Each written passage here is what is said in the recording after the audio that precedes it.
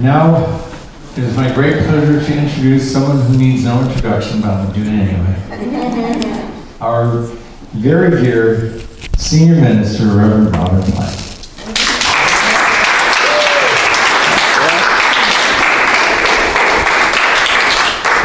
Thank you, Mark. Well, we had a traditional hymn today, right? Thank you, Julie. I want you to know that Julie was an answer to our musician prayers and stepped right in. So let's give her another hand.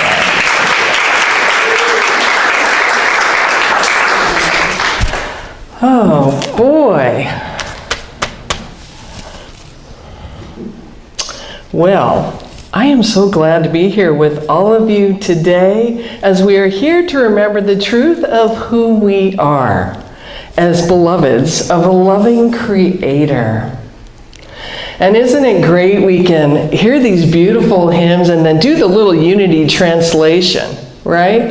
That what saves us is our awareness of the God within, the Christ within. Yeah, that beauty there. So welcome to March, and we're starting a new series that I love, Prosperity. That is one of my favorite unity teachings. Anybody else?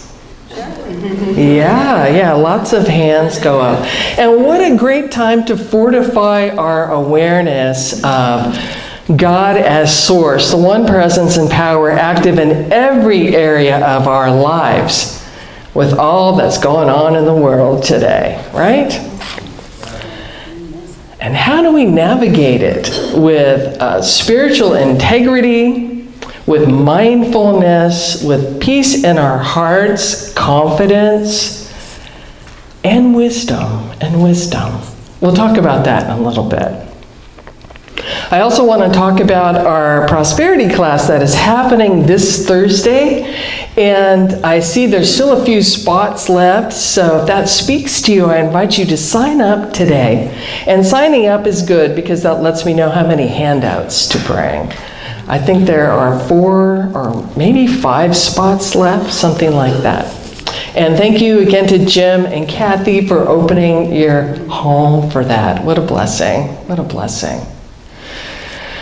So in our class and in our series here, we'll be looking at every area of our lives and how to live into, not only how to learn more, but how to step into and live into it more. Because no matter how much we've learned, how many books we've read, how much we think we know about prosperity and living an abundant life, there's always more to live into, right? Always more. Because God is always more in us, pressing out in us and through us to be more and create more good in the world. So there are many definitions of prosperity. Do you have one? A personal one? Money. That is definitely part of prosperity. And there's more, too. I like this one. I'll share with you. Prosperity means you are comfortable enough to be creative enough to share your gifts with the world. So, what does it mean to be comfortable enough? Maybe that's different for every person, right? That's a personal choice. What does it take for you to be comfortable enough, to be creative enough, to do the things you feel called to do and love doing and enjoy life? So we're asking this question today and exploring this aspect. How much is enough? How much is enough?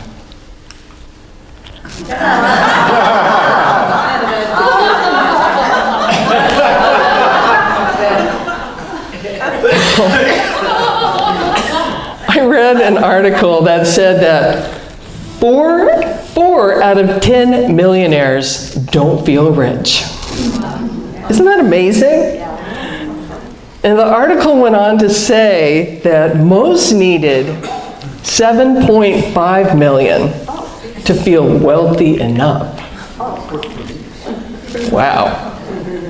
So that's all about perspective, isn't it? You know, do we see our glass of life as half empty or as half full?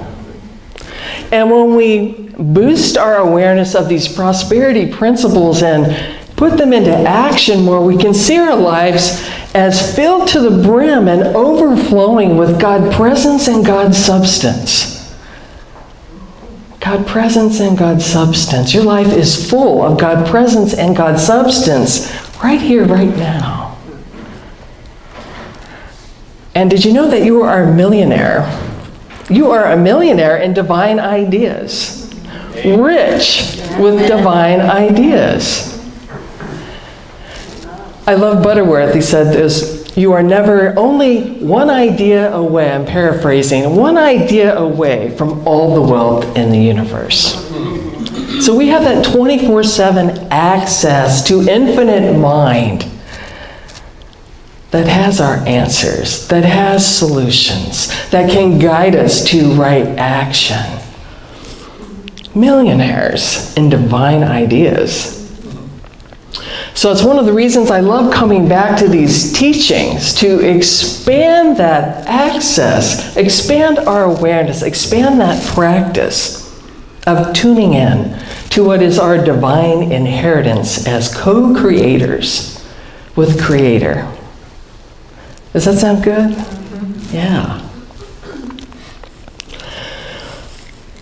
So today we're going to look at an area of prosperity that people seem to struggle with the most. I think I already heard it out there. So I say, can you guess what that is? So I know that many of you have probably taken a prosperity class at some point, right? And do you remember what brought you there? Why would you want to study prosperity? Lack of prosperity. Yeah. Clarity of thought. A lot of good reasons with that. Clarity. And for me too, it was, I was struggling. And I knew there's more to life than struggle. And that's what drew me to one of my first prosperity classes. When I was new to Unity, I was a single parent. I'd just been laid off. And I didn't know if I could afford the book. But I went anyway. And I was really open. You know, sometimes you get to the point in your life where you're just like, okay, God, I've tried everything I think I know to do here. And I surrender. What is there for me here? And it's in those times that you've had, that I've had, that we're most teachable, right? Because we are open. We are open to new possibilities.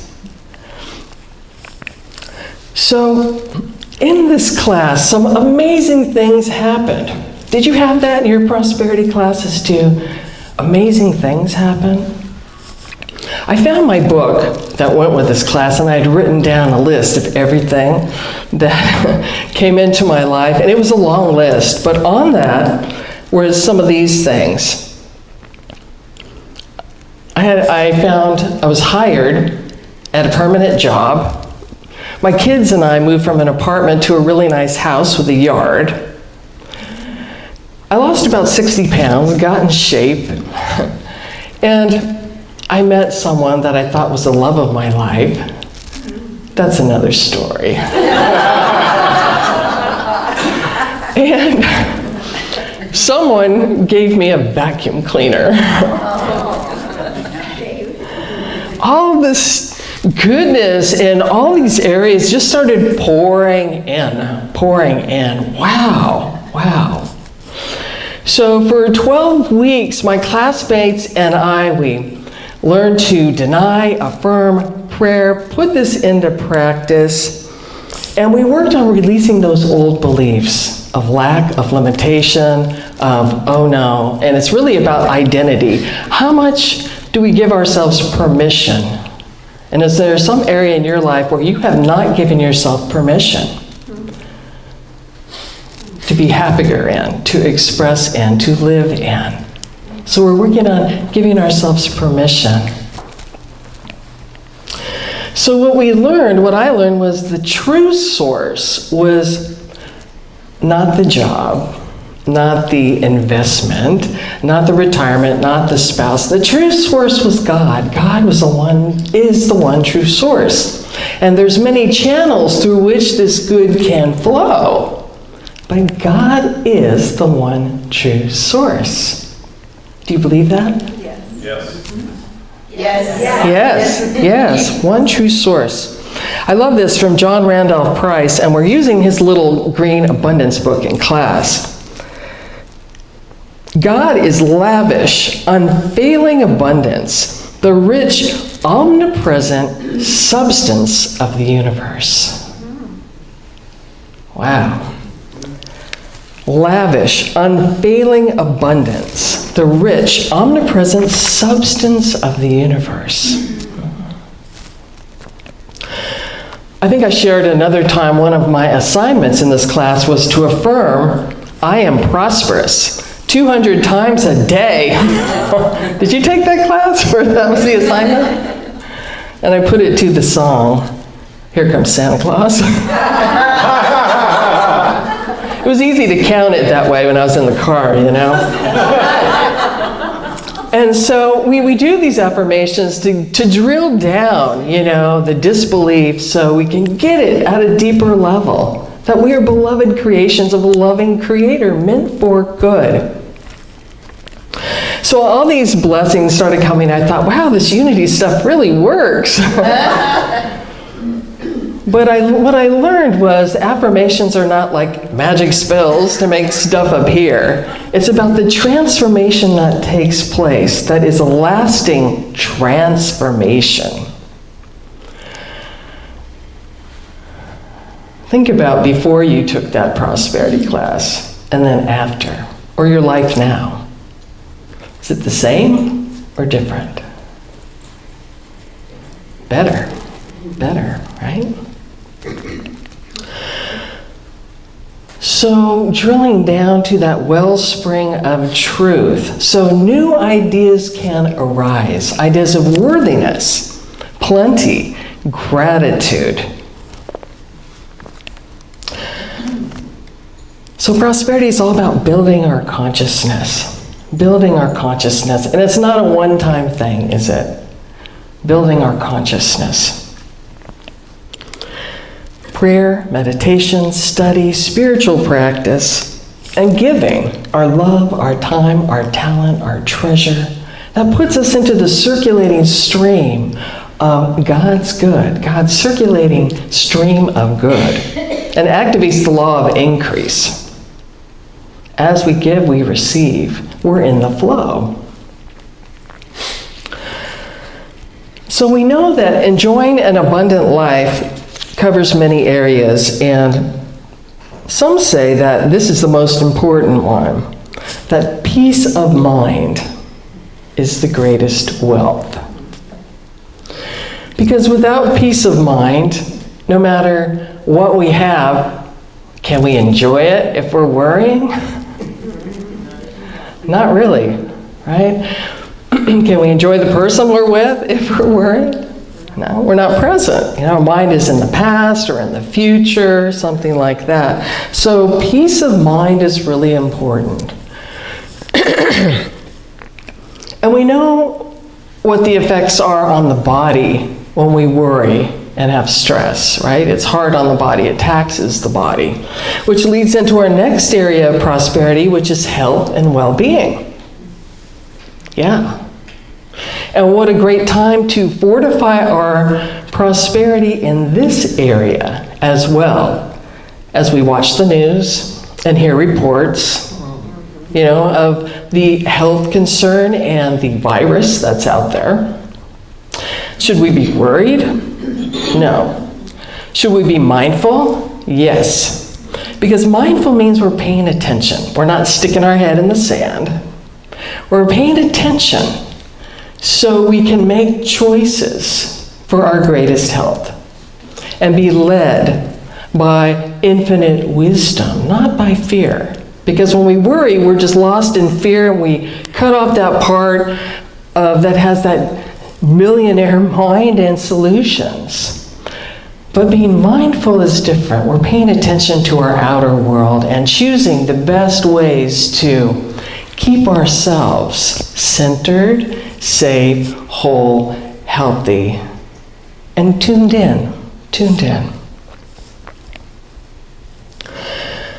And we also use the power of our mind in a healthy and powerful way with our imagination. With our imaginations, right? To imagine radiant health, well-being, strength, wholeness, healing. To use our imaginations that way. I was reminded of the proverb, trust Allah and tie your camel.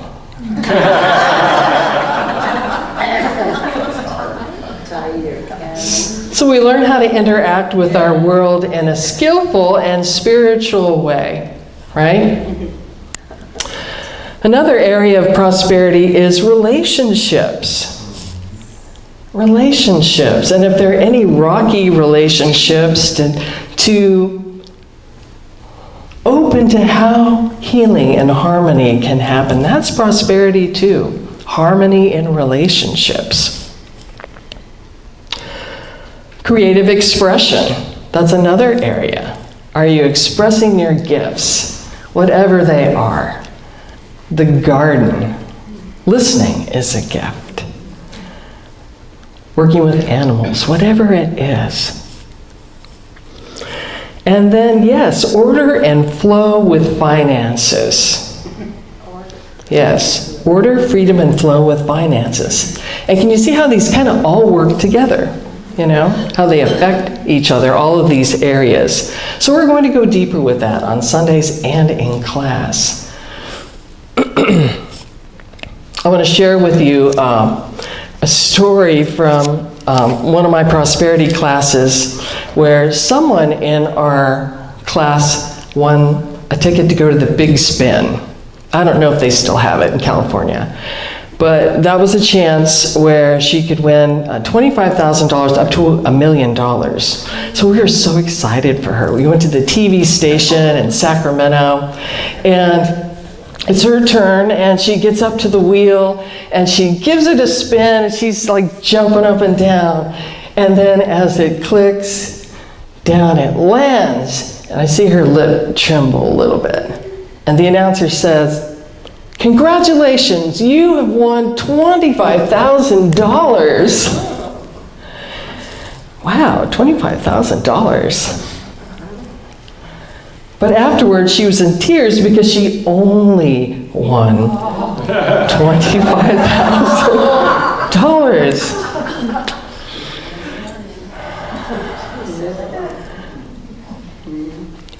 She ended up buying a new car with it. And back then, I would say that amount is probably double now. So you could get a really fancy car, you know, with that $25,000.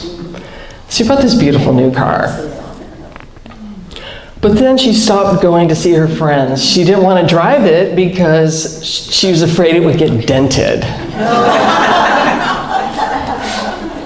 She had literally hit the jackpot, but postponed her happiness because she saw it as not enough. And it caused her even more unhappiness because now she was afraid of losing what she had. I tell this as a cautionary tale. And who knows what I would have done back then either, you know, because when we get our hopes up and then something comes in and it's not what we hoped for, there is disappointment, right? So we learn to see the blessing in it and appreciate what we have. And how many times have we done that? Have we crucified ourselves between those two thieves of regret of the past and worry about the future? Right? But the good news is that we can, in that suffering, get off the cross and choose again. Choose again. We can choose to be grateful. I love this from Melody Beattie. Gratitude unlocks the fullness of life. It turns what we have into enough and more.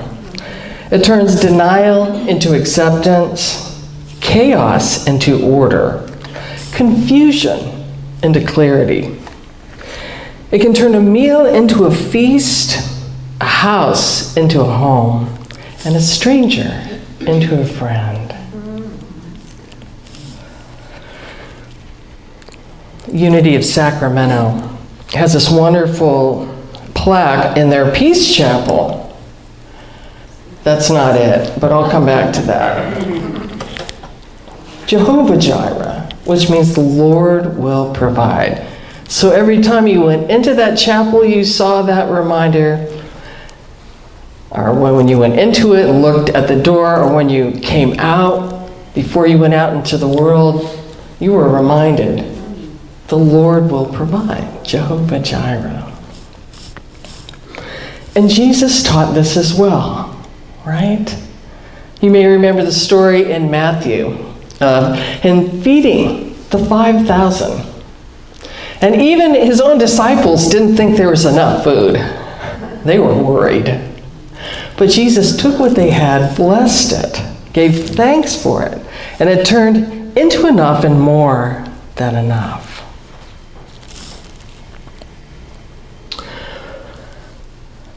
Eric Butterworth.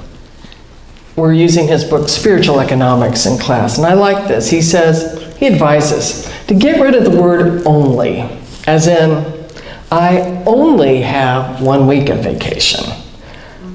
I only make $15 an hour. I only won $25,000. There's a story that I love about our Unity co-founder, Charles Fillmore. At a time at the village when there was, I would say, lean financial times, and he was having a meeting with his board, and they were discussing having a building fund because they wanted to expand. And one of the board members jokingly took a penny out of his pocket and threw it on the table and said, there's our building fund. And do you know Fillmore picked up that penny and he blessed it.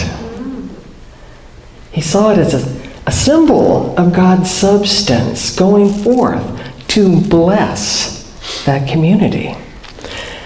And so over the years, that 1 penny started it, but over the years, that fund grew and it ended up funding a lot of construction at the village. And those of you who have been there this will look familiar, the bridge of faith at the village.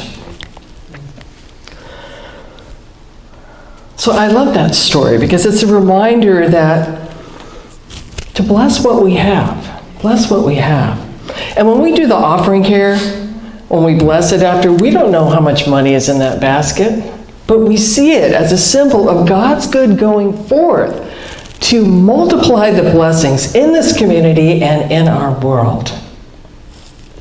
So whatever we have, whatever you have right now in your purse, your wallet, your bank account, you can picture it and bless it and say, thank you, Spirit. I bless this. This is God's good in action right now. The word bless means to confer prosperity upon. So what we bless grows. What we bless grows. It grows into enough and more than enough.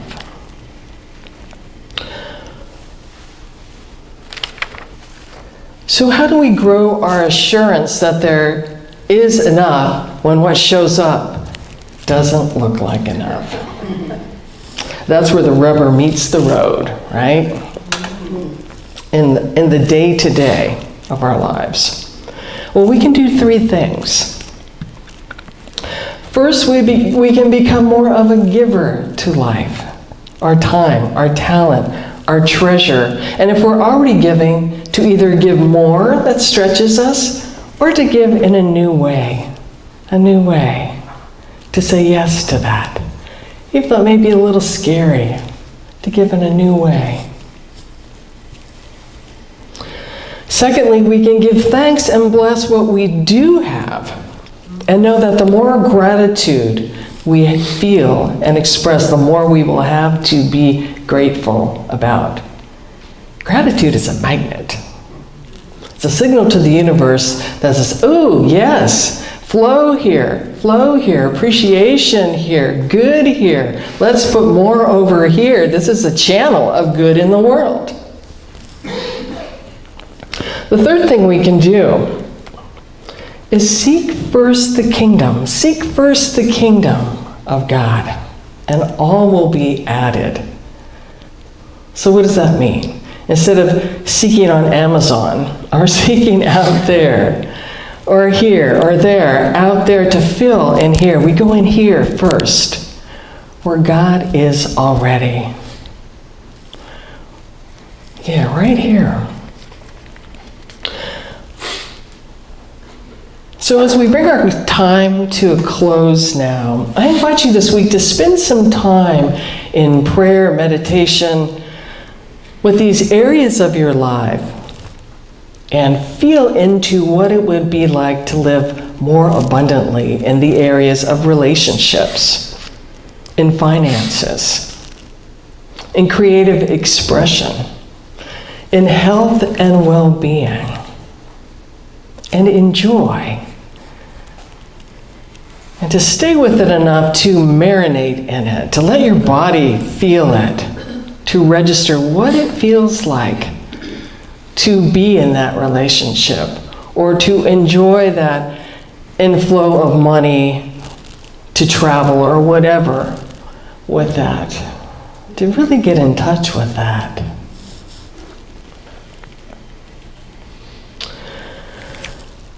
So this week, may we remember that there is always enough.